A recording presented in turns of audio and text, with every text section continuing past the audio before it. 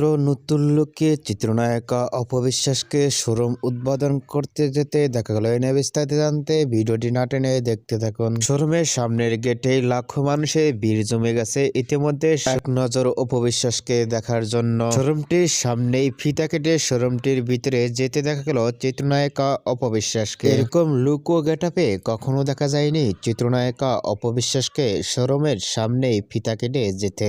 অনেক সুন্দর লাগছে চিত্রনায়িকা অপবিশ্বাসের লুক ও ফিটনেস দেখে। এরকম লুক ও গেটআপে কখনো দেখা যায়নি, যা দেখে ইতিমধ্যে ভক্ত ও শুভাকাঙ্ক্ষীরাই অবাক।